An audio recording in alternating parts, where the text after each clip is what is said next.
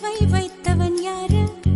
கையோட சிக்காமல் காற்றை வைத்தவன் யாரு?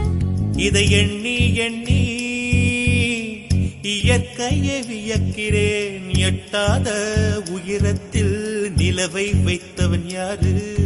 பெண்ணே